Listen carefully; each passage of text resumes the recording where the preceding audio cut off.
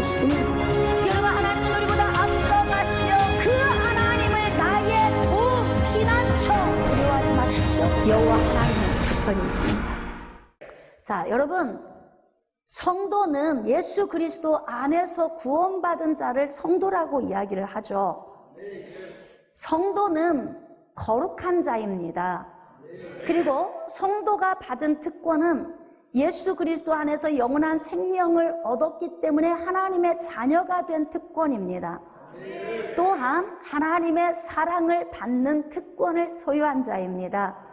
여러분, 하나님의 백성들을 사랑하시는 방식이 어떤 것일까요? 오늘은 말씀을 통해서 성도들이 누리는 특권, 즉 하나님의 사랑의 방식에 대해서 함께 은혜를 나눠보고자 합니다. 자, 우리 히브리서 12장 8절로 나가겠습니다. 징계는 다 받는 것이거늘 너희에게 없으면 사생자요 친아들이 아니니라. 자, 사생자와 친아들에 대해서 비교를 하고 있습니다. 사생자는 내가 낳은 자가 아닌 자. 자, 친아들은 내가 낳은 자. 즉, 이 말씀의 비유는 성도와 불신자를 두고 말씀하고 계시는 것입니다.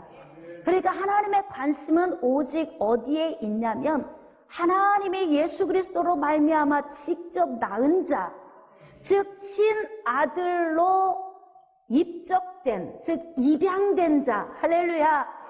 여러분, 우리는 예수 그리스도 안에서 하나님의 자녀로 입양된 자들입니다. 그래서 우리는 하나님을 아빠, 아버지라고 부르는 자들입니다. 그래서 지금 이 말씀을 통해서 사생자와 친아들에 대해서 비교하고 있는데 저와 여러분은 하나님의 친아들입니다. 왜냐하면 예수 그리스도 안에서 구원을 받았기 때문에 그렇습니다. 혹시 이 안에서 예수 그리스도가 아직 믿어지지 않는 분이 계실 텐데요. 하나님께서 지금 교회로 이끌어 오신 이유가 무엇일까요? 하나님의 때에 하나님의 말씀을 통하여 중생의 자리에 이르게 하기 위하여 이곳에 오게 하신 것입니다. 그러니까 아직 믿음이 없어서 믿어지지 않더라도 하나님이 우리의 발걸음을 교회로 인도하셨으니까 나도 언젠가는 믿어질 날이 있겠지라는 믿음으로 여러분들이 말씀을 들어주시면 좋겠습니다. 이렇게 예수 그리스도 안에서 구원을 받은 자들이 하나님의 친아들이 되는 겁니다. 그런데 하나님의 친아들인, 즉 하나님의 백성들인 성도들에게 하나님께서 징계를 하신다는 겁니다. 자, 아무 때나 징계의 매를 들으시지는 않습니다. 그렇다면 하나님께서 언제 징계의 매를 들으실까요? 여러분, 한번 제가 질문하겠습니다. 하나님께서 왜 징계의 매를 들으실까요? 할렐루야. 사랑하기 때문에. 여러분이 자녀들을 양육하면서 느끼겠지만 사랑하지 않는다면 관심이 없을 것입니다. 사랑하기 때문에 관심이 있는 것입니다. 그래서 매를 드는 것입니다. 그리고 징계를 하는 거지요. 자, 하나님께서는 하나님의 백성들을 사랑하시기 때문에 징계를 하시는데 언제 징계를 하시느냐? 이제 이것이 아주 중요한 이야기입니다. 자, 4절로 나아갑시다. 너희가 죄와 싸우되 아직 피 흘리기까지는 대항하지 아니하고 또 아들들에게 권하는 것 같이 너에게 권면하신 말씀도 잊었도다. 자, 여기에서 지금 두 가지에 대한 문제점을 언급하고 있습니다. 여러분, 초대교회 때 성령이 강림하시고 난 이후에 많은 사람들이 자기의 종교를 개종해서 그리스도인이 되었습니다. 그래서 하나님이 세우신 교회 안에 나와서 하나님의 말씀 가운데서 신앙생활을 하고 있는데 지금 히브리서 기자는 초대교회 성도들을 향하여서 두 가지의 문제점을 지적하고 있습니다. 자, 첫 번째 문제점, 죄와 싸우되 아직 피 흘리기까지는 대항을 안 하고 있다는 거예요. 그러니까 우리가 죄와 싸워야 하는데 어떻게 싸워야 하냐면 피 흘리기까지 각오해야 한다는 거죠. 즉 이 말씀은 죽음까지 각오하면서 우리를 공격해 오는 죄의 문제와 싸워야 한다는 것입니다. 자, 특히 지금 히브리서 기자가 초대교회 성도들에게 요구하는 우리를 공격해 오는 죄의 문제는 무엇일까요? 자, 말씀으로 나아갑시다. 요한 1서 5장. 신약성경 394쪽입니다. 요한 1서 5장. 자, 16절 말씀입니다. 누구든지 형제가 사망에 이르지 아니하는 죄 범하는 것을 보거든. 자, 오늘은 다른 데 초점을 두지 않을 거예요. 요한 1서 5장에 나오는 이 말씀 가운데에서 죄의 분류에 대한 부분을 좀 알아보려고 합니다. 여러분, 죄의 가지수는 수도 없이 많습니다. 마치 질병의 가지수를 셀 수 없는 것처럼 죄도 마찬가지입니다. 그런데 지금 사도 요한은 이렇게 많은 죄 가운데에서 이 죄를 두 가지로 분류를 하고 있는데, 첫 번째는 사망에 이르지 아니하는 죄가 있다고 말하고 있고요. 그 다음 후반부에 보면은 사망에 이르는 죄가 있다. 이렇게 두 가지로 구분하고 있습니다. 자, 그런데 마태복음 12장 31절로 나아가 볼까요? 자, 마태복음 12장 31절. 핸드폰을 들고 교회에 오시지 않기를 원합니다. 여러분, 그래도 여러분이 성경에 직접 기록하면서 말씀을 이렇게 찾아가면서 하나님의 말씀을 함께 묵상을 해야 여러분들의 신앙이 자라갈 줄 믿습니다. 자, 마태복음 12장 31절. 그러므로 내가 너희에게 이르노니 사람에 대한 모든 죄와 모독은 사하심을 얻되 성령을 모독하는 것은 사하심을 얻지 못하겠고, 예수님께서도 죄를 두 개로 분류하고 있습니다. 그래서 사도 요한과 예수님이 말씀하신 이 두 말씀을 잘 종합해 보면은 우리에게 주신 10계명 가운데에서 1계명에서 4계명까지는 하나님께 대한 범죄 행위를 다루고 있고요. 5계명에서 10계명까지는 사람과 사람 사이에서 이루어지는 범죄 행위를 다루고 있습니다. 지금 예수님이 말씀하시는 사람에 대한 모든 죄와 모독은 어디에 해당하냐면 5계명에서 10계명에 해당하는 죄입니다. 근데 이 죄는 사하심을 얻을 수 있다고 기록하고 있습니다. 자, 사도 요한은 이걸 어떻게 이야기를 하고 있냐면 이 죄를 사망에 이르지 않는 죄라고 기록하고 있어요.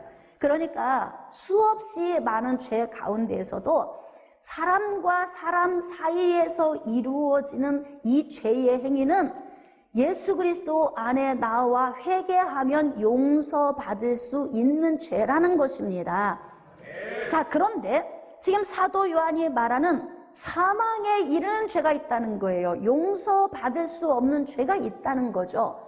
이것을 예수님께서는 성령을 모독하는 모든 것을 말씀하고 있어요. 그러니까 성령을 모독하는 것은 사하심을 얻지 못한다, 그렇죠?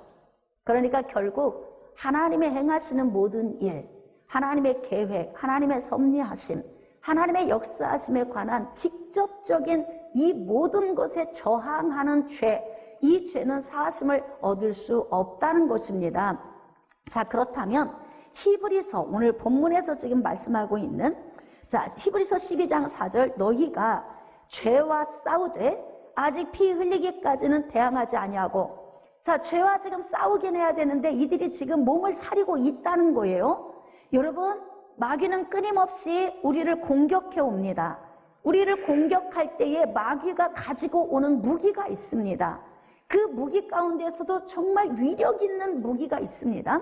이 죄라고 하는 무기인데 이 죄 가운데서 더욱 위력이 강력한 무기가 있습니다. 자, 두 가지 죄를 분류해 드렸습니다. 용서받을 수 있는 죄와 용서받을 수 없는 죄, 사람에 대한 죄와 하나님께 대한 범죄, 이렇게 분류를 했는데 마귀가 우리에게 범죄하게 하기 위해서 가지고 올 수 있는 이 죄의 강력한 무기가 어느 쪽이 더 강력할까요? 용서받지 못할 죄입니다. 용서받지 못할 죄. 그러니까 우리는 예수 그리스도 안에서 하나님에 의하여 구원을 받았잖아요.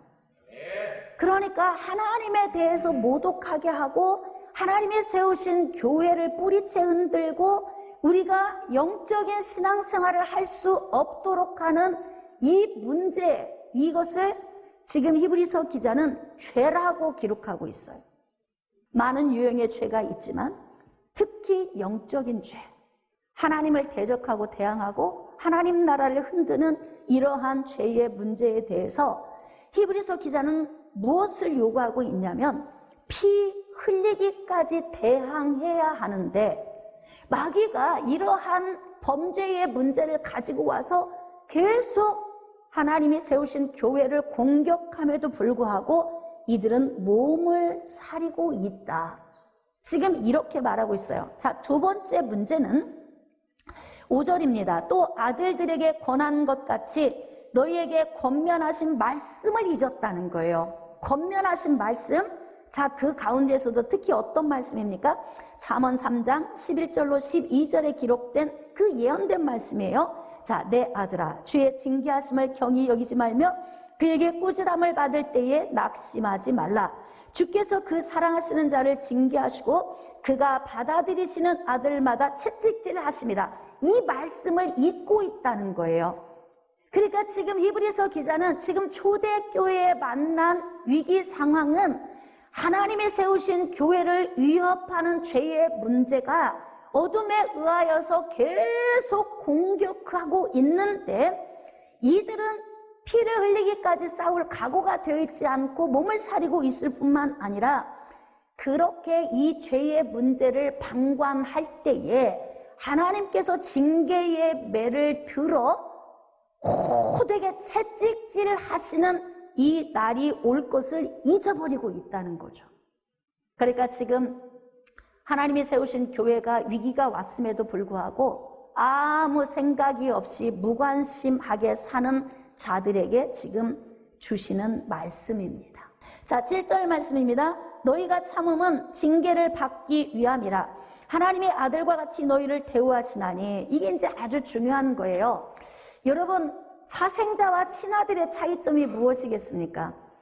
똑같은 사람이고 똑같은 자녀처럼 보이지만 예수 그리스도 안에서 구원받은 자는 거룩한 성도가 되었고 하나님의 자녀가 되었습니다. 그러나 예수 그리스도와 무관한 자는 사생자와 같은 취급을 받는 거예요. 그러니까 여러분 가만히 생각해 봅시다. 하나님의 백성, 즉 성도들을 일렬로 쭉 세워놓고서 3번, 자 6번, 14번, 자 밖으로 다 불러내는 거예요. 그러더니 너는 열외.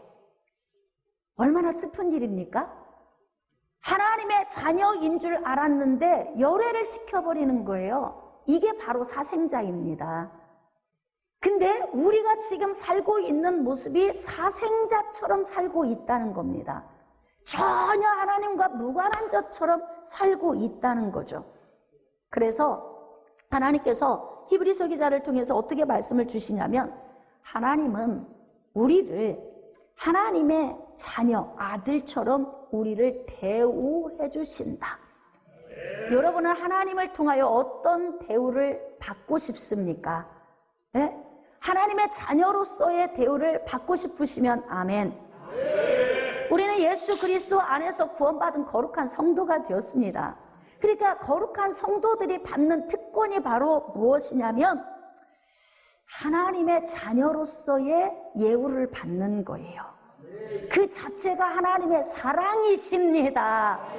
그래서 하나님의 사랑이 예수 그리스도 안에서 우리에게 적용되셨기 때문에 하나님은 우리에게 친아들로서 대우하시고 친아들로서 마땅히 해야 할 일을 권고하고 계시는 거죠.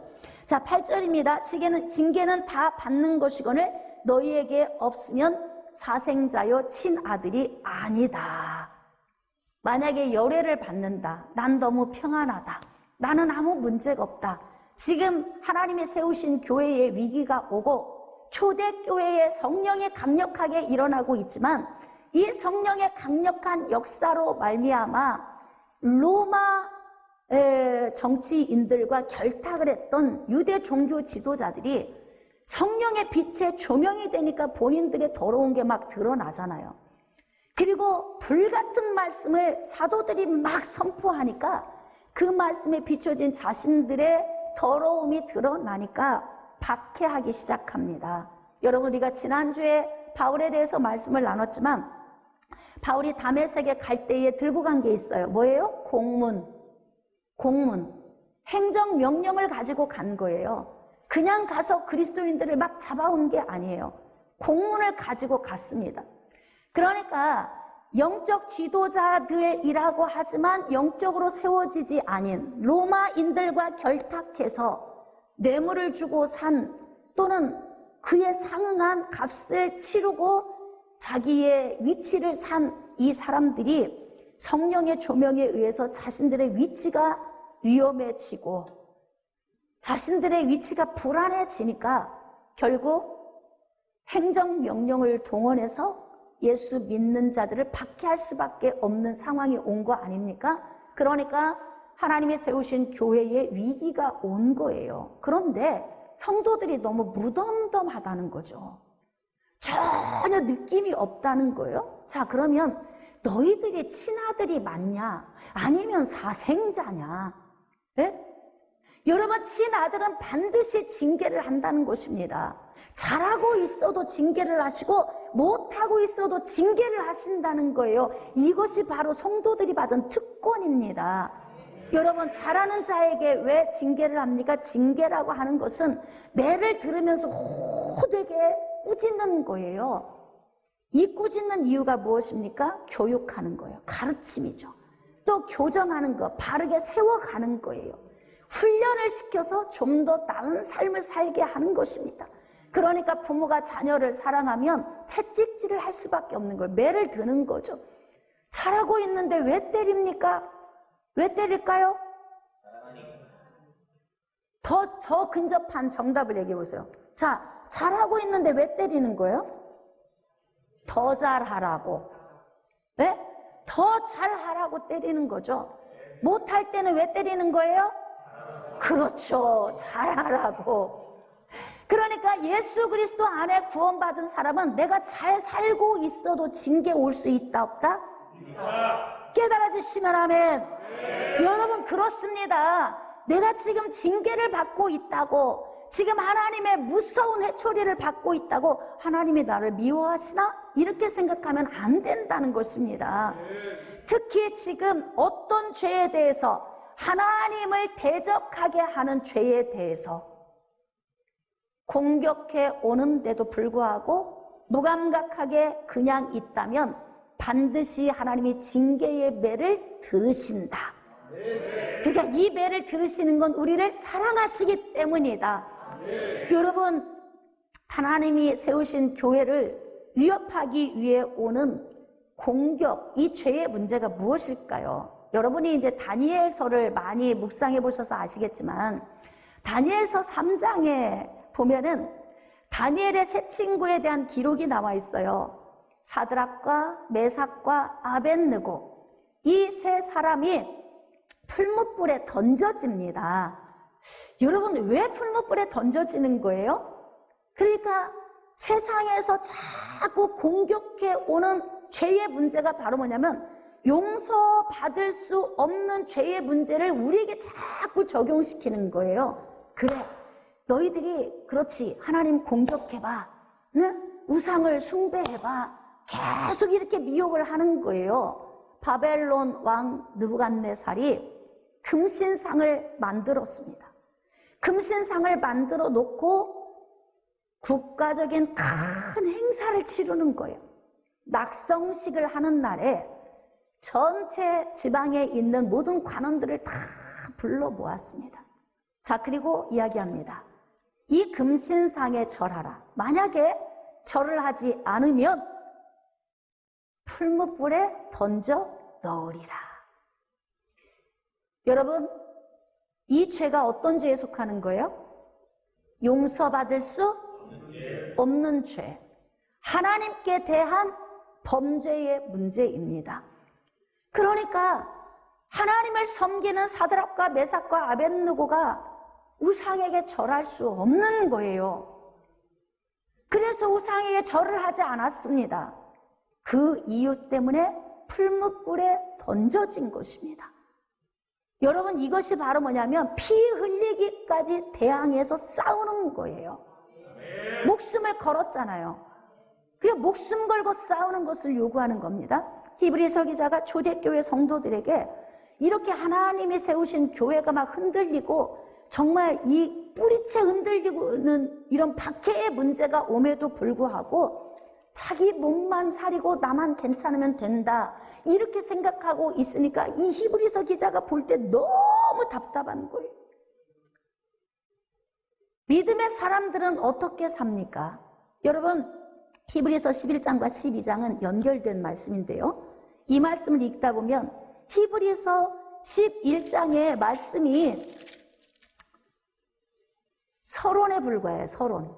우리는 히브리서 11장은 믿음장이야. 그리고 막 오직 믿음 여기에만 초점을 맞추잖아요. 그런데 히브리서 11장에서 요구하는 믿음은 어떤 믿음이냐면 피 흘리기까지 대항해서 싸울 수 있는 믿음을 요구하는 것입니다. 그리고 히브리서 12장이 본론으로 들어가는 말씀이에요.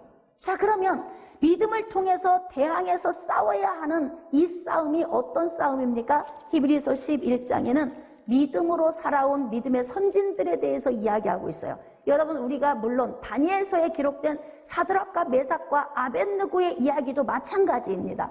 그들도 믿음으로 살아온 사람이에요. 피 흘리기까지 대항해서 싸운 사람들입니다. 할렐루야. 그런데 지금 히브리서 기자는 믿음장인 11장에서 믿음은 바라는 것들의 실상이요 보이지 않는 것들의 증거라. 선진들이 이로써 증거를 얻었느니라. 그러니까 믿음으로 인정을 받았다는 거예요. 그러면서 쭉 기록됐는데 아벨에 대해서 에녹, 그 다음에 노아, 아브라함과 사라, 이삭과 야곱, 요셉, 그리고 또 모세, 또 가나안 원주민이었던 이방 여인 기생 라합에 대한 이야기까지 쭉 나열하고 기록하고 있습니다. 자, 그러면서 히브리서 기자가 뭐라고 지금 이야기를 하냐면, 자, 히브리서 11장 32절입니다. 내가 무슨 말을 더하리요? 기드온, 바락, 삼손, 입다, 다윗 및 사무엘과 선지자들의 일을 말하려면 내게 시간이 부족하리로다. 너무 많은 믿음의 선진들이 피 흘리기까지 대항해서 싸우면서 하나님께 대한 범죄의 문제로 공격해 오는 그 문제와 직접 맞닥뜨려 싸워서 승리한 믿음으로 인정을 받은 자들이라는 것입니다. 그런데 이들이 여기에 기록된 게 전부가 아니라 굉장히 많은 그런 믿음의 선진들이 있었다고 이야기를 합니다. 자, 그들은 나라를 이기기도 하며 의를 행하기도 하며 약속을 받기도 하며 사자들의 입을 막기도 하며 불의 세력을 멸하기도 하며 칼날을 피하기도 하며, 자, 그 밑에 좀 볼까요? 35절. 여자들은 자기의 죽은 자들을 부활로 받아들이기도 하며 또 어떤 이들은 더 좋은 부활을 얻고자 하여 심한 고통을 받되 구차히 풀려나기를 원하지 아니하였으며 무엇으로? 믿음으로. 할렐루야. 믿음으로. 그러니까 우리가 피 흘리기까지 대항해서 싸워야 하는 이 무기가 무엇이냐면 믿음이라고 하는 거예요. 믿음. 그래서 하나님의 세우신 교회가 뿌리채 흔들리는 문제가 온다면 우리는 반드시 믿음으로 싸워야 합니다. 다니엘서 6장에 가면 다니엘이 사자굴에 던져진 내용이 기록되어 있습니다. 왜 다니엘이 사자굴에 들어갔습니까? 여러분, 참 교묘하게 법을 만들어서 하나님을 섬기는 다니엘을 사자굴 속에 던져 사자가 집어삼키도록 하게 하기 위해서 입법을 했어요. 근데 그 법인즉슨 앞으로 3일 안에 왕 이외에 그 어떤 다른 신에게나 어떤 사람에게 구하면, 즉 기도하면, 그러면 그런 사람은 사자굴에 던져 넣었으면 좋겠습니다 라고 신하들이 요청을 해서 법을 만드는 거예요. 그런데 다니엘이 그 법이 세워진 거 알면서도 기도 생활을 쉬지 않고 합니다. 다시 말하면 왕 이외의 어떤 신이라고 하는 것은 황제를 우상시하는 거예요. 황제 숭배 사상. 왜 황제 숭배 사상을 만듭니까? 장기 집권을 하기 위한 거죠. 내가 황제의 자리에서 오래오래 누리고 통치하고 다스리면서 자기 이념과 사상을 적용해서 나라를 다스리기 위해서 법을 만드는 것이 바로 무엇이냐면 황제 숭배 사상이에요.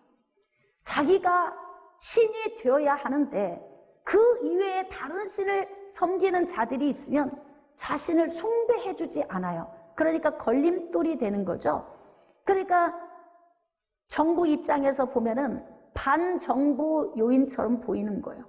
그러니까 하나님을 섬기고 황제를 우상시하지 않는 자들은 걸림돌이 되는 겁니다.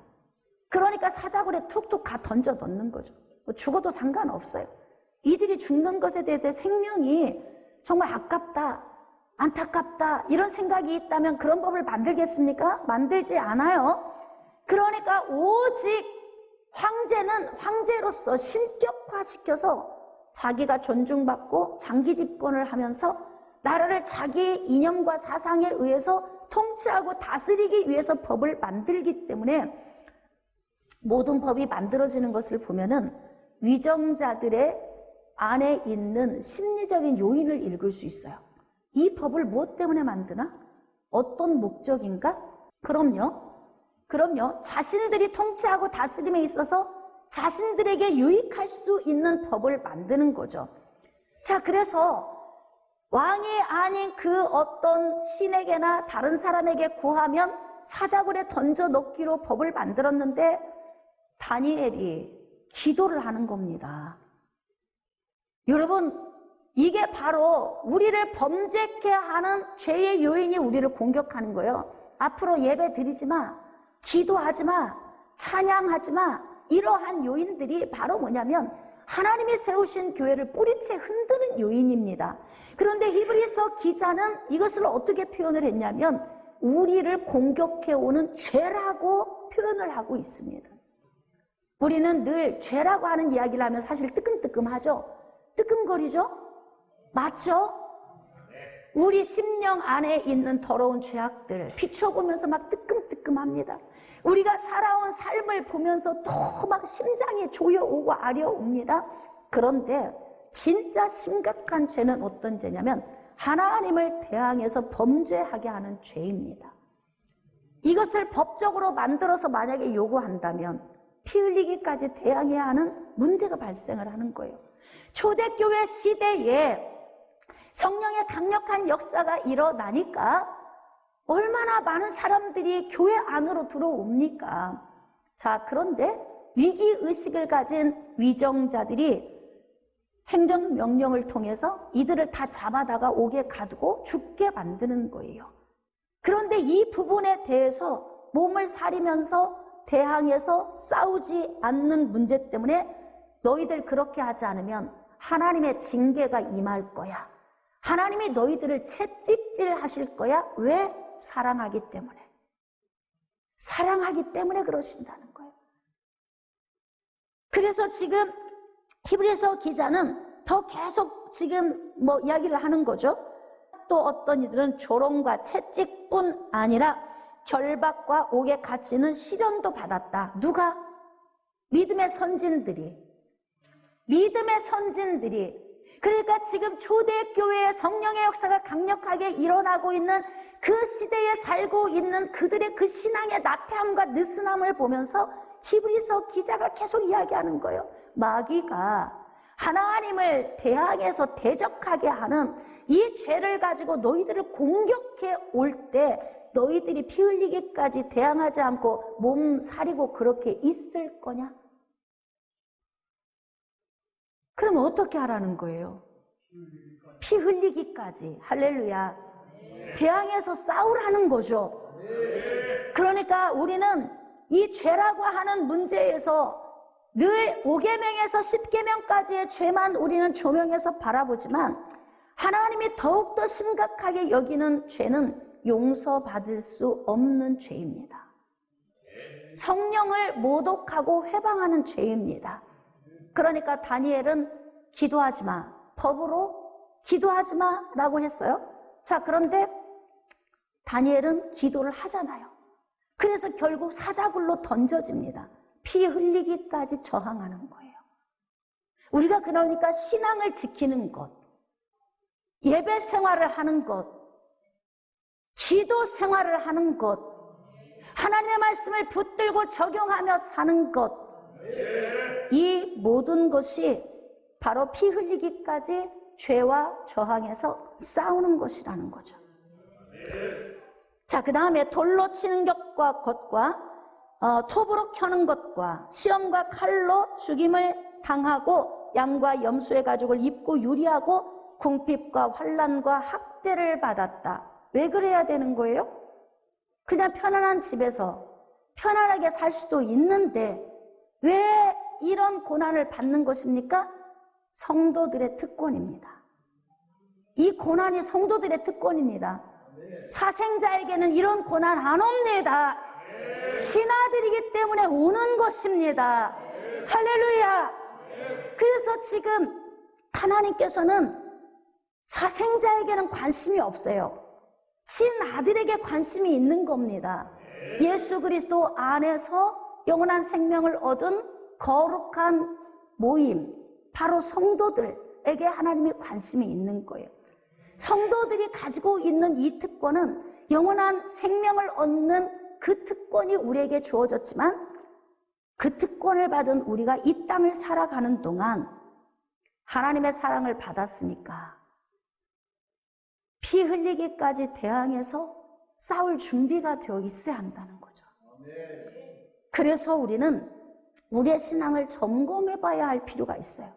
그리고 세상이 어떻게 돌아가는지도 잘 지켜보아야 합니다.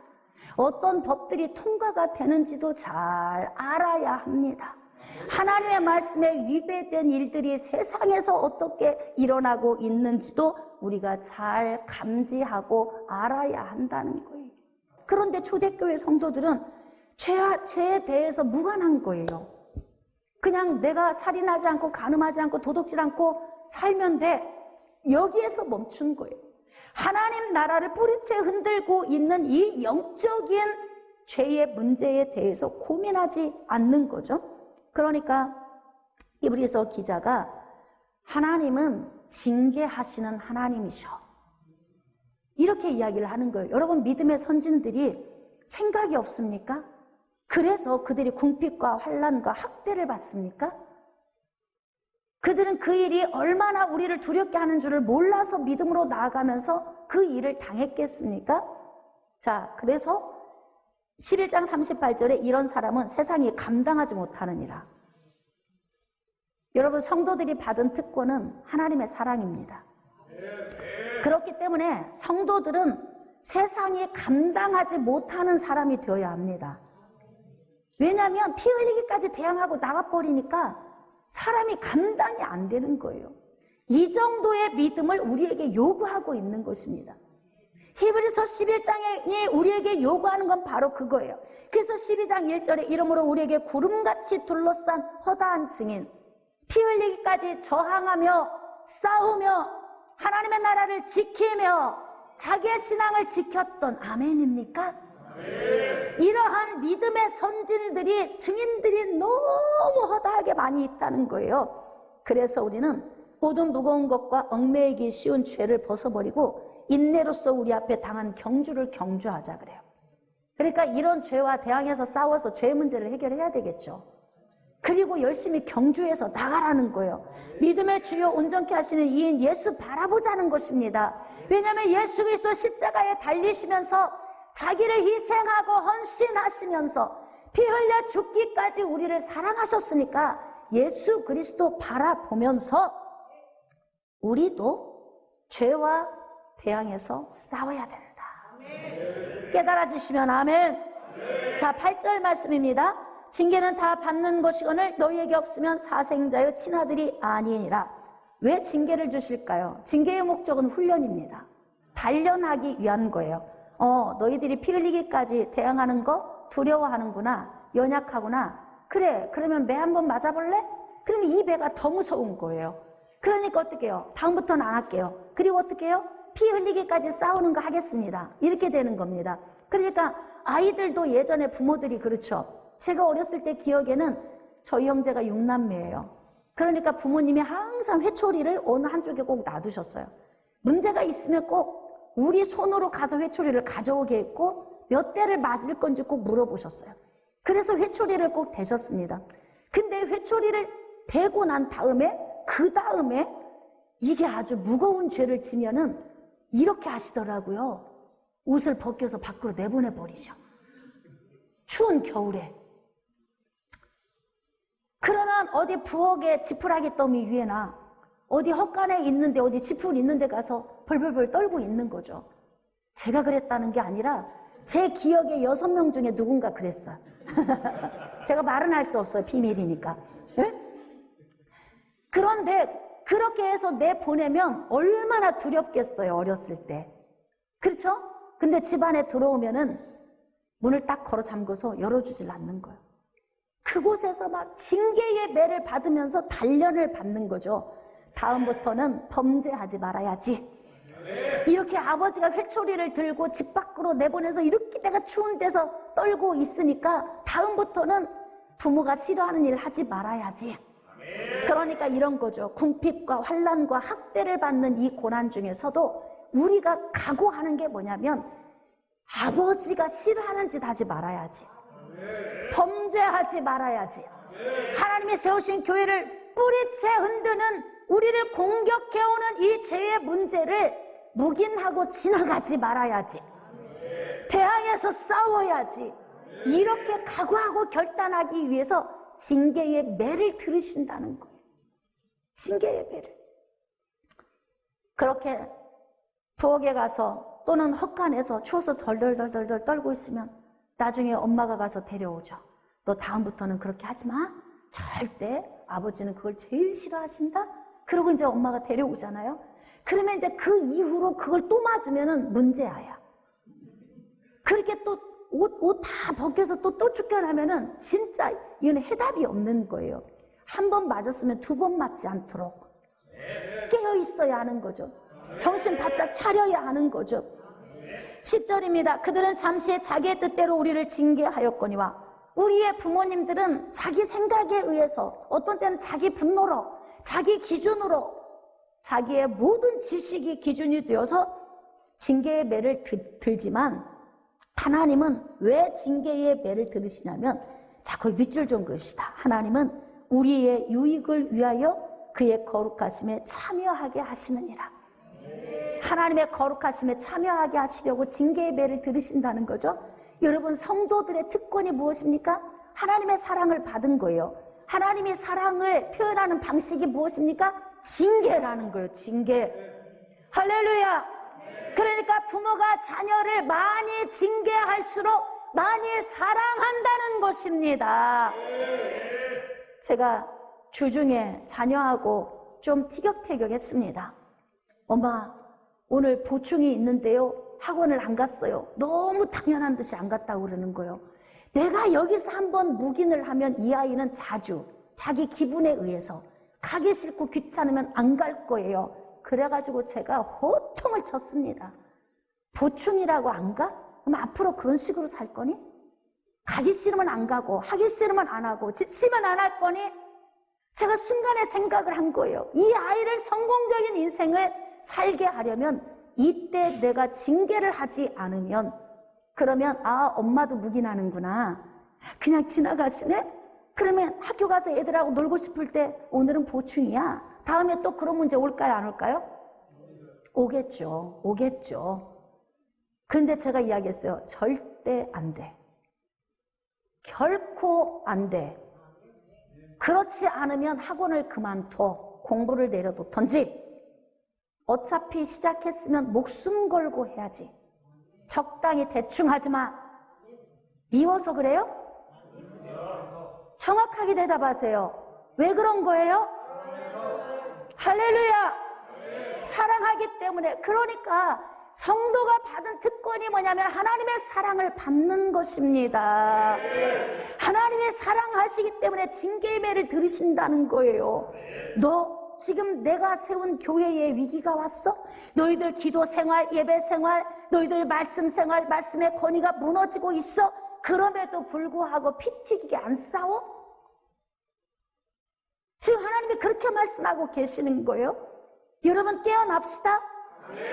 우리의 영혼이 깨어나기를 축복합니다. 그래서 하나님께서 우리에게 주시는 말씀이 뭐냐면 나는 너를 사랑한다. 너희들이 받는 이 특권의 사랑 가운데 나는 너희들을 징계의 매로 다룰 것이다. 그러니까 징계의 매가 없으면 사생자라는 거예요. 너 나하고 무관해. 어때요? 한 줄로 세워놓고 열애 받으시겠어요? 여러분 어떻게 살기를 원하십니까? 응?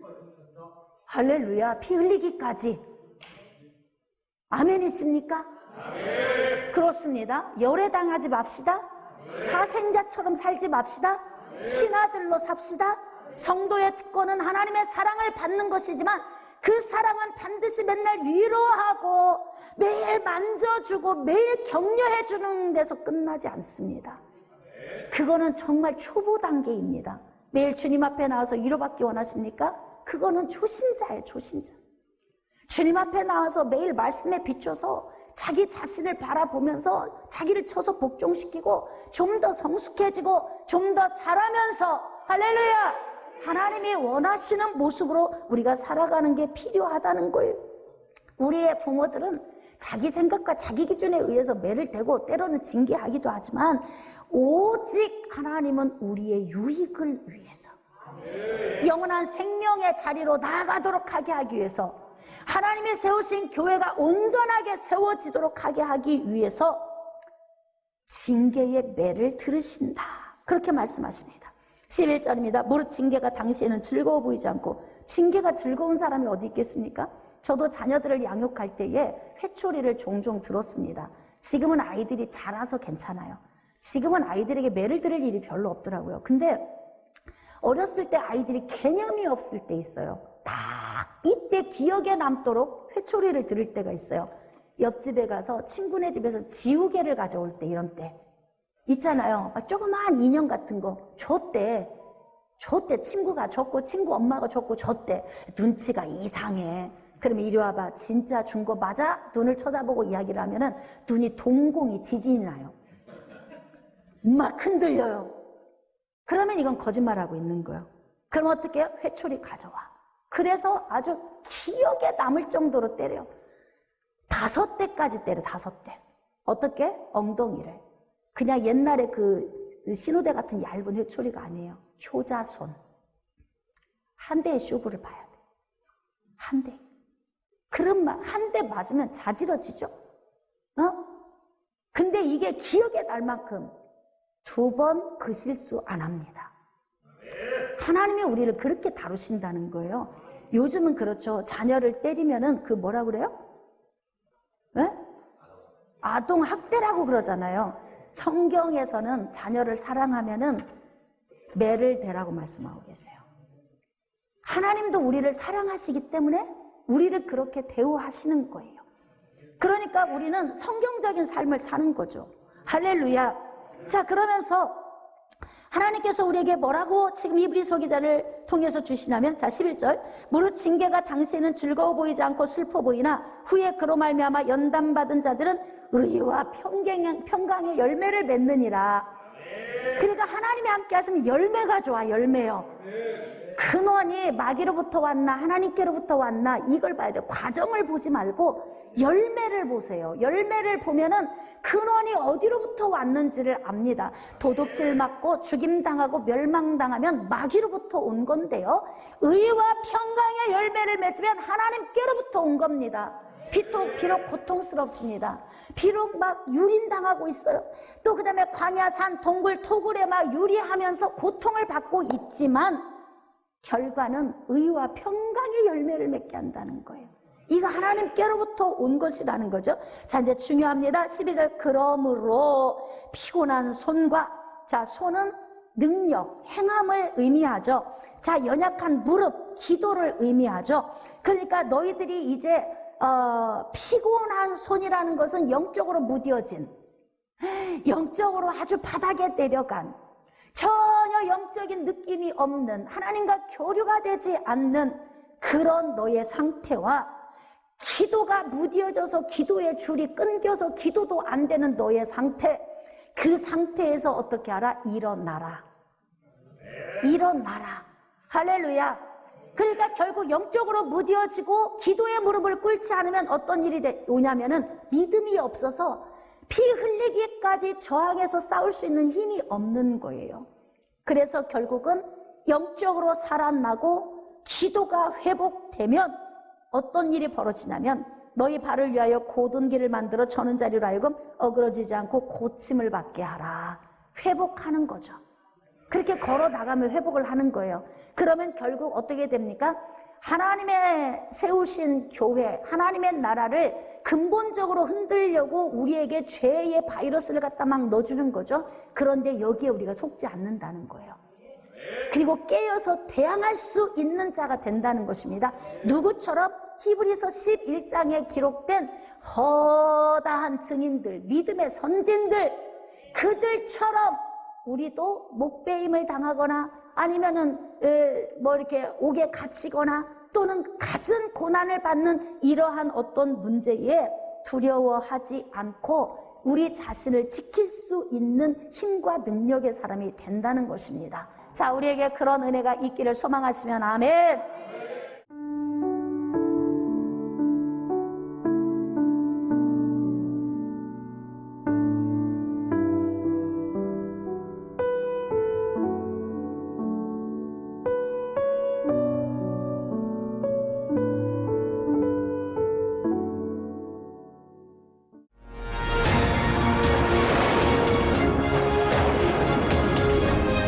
희생하는 사랑, 조건 없는 사랑을 수 있는 것.